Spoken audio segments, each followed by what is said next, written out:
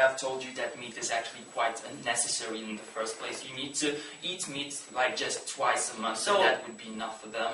And they can always use crops. So they can always depend on crops more than meat, is that correct? Yeah, sure. Because all the most nutritious substances actually come from crops. We do not need a lot of them that we get. So we can completely depend on crops, right? Yeah, and a lot of people that are vegetarians do that.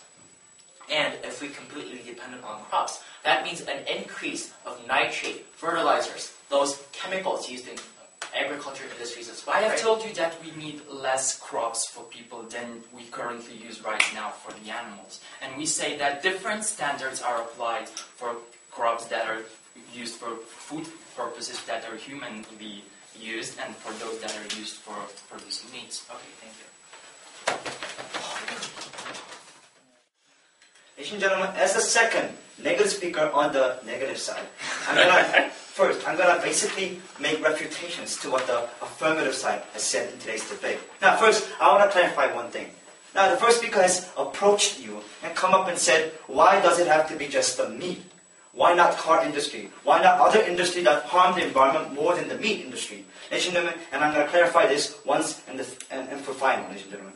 Now, in today's debate, for the affirmative side, they have to prove, in order to justify the motion, they have to prove that meat is the most dangerous thing to the environment. And that's why we need to encourage or suggest to the people that we should stop eating meat.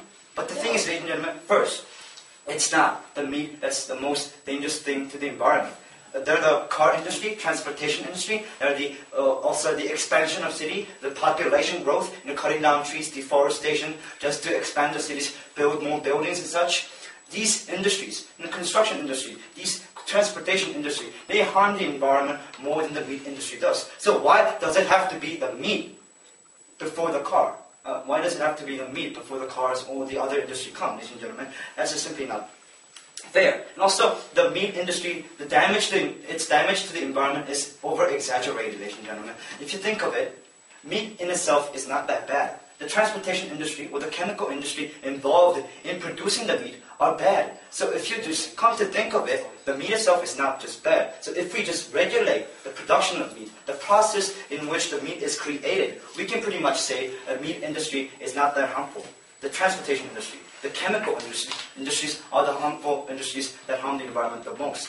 And also, so I'm going to talk about the second rebuttal, which is the direct pollution that they've come up. And they said the corpses emit methane and that excrements emit methane. But the truth is, ladies and gentlemen, even though meat industry goes away, the cows are going to stay.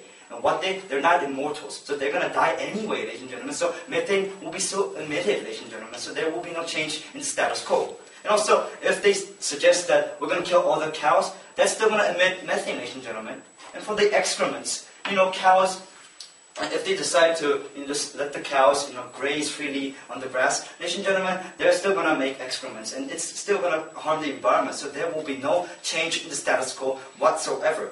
And the third rebuttal is regarding chemical companies. They said that the chemicals used in the crops that the cows feed on is harmful to the environment. But ladies and gentlemen, the humans will still consume those crops that had chemicals involved in the process of growing those crops. So still, if the meat industry goes away, we humans are going to eat the crops anyway. So there will be more chemicals involved in producing crops, ladies and gentlemen. There will be no change in the status quo. And maybe the worst thing could happen. The fourth rebuttal is this. They said that crops involved in meat industry can go to poor people in Africa and such. But the truth is, if meat is gone, the diet of consumers in developed countries will be replaced by, crops. So the demand for crops increase, and what will happen is that developed countries will buy the crops they lack from the developing countries. And what will happen is there will be more shortage of food in developing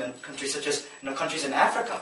And that will just exacerbate the food lackage in these countries. And also the final rebuttal is this, the GMO food, regarding GMO food. And first, we would just like to say that first, it hasn't been proved by scientific evidence that GMO food harm us or the environment. And second, if it is bad, the thing is, if meat is, if people don't eat meat, they're going to eat the crops anyway. So still, they're going to consume more crops that have been genetically modified. So there will be worse consequences if we follow what the affirmative is suggesting, ladies and gentlemen, and that's not what we want in the status quo. So, ladies and gentlemen, I have proved to you just about 5 things. First, that it doesn't have to be the meat. There are other industries that are more harmful to the environment. Car industry, the expansion of city, and the chemical industries. So why are we just blaming meat? And also, I've told you that meat itself is not that dangerous to the environment. The transportation industry and the chemical industry involved in the meat process are the ones who are dangerous to the environment. So therefore, we say that meat is not bad. We say meat is just too delicious to stop eating. Thank you.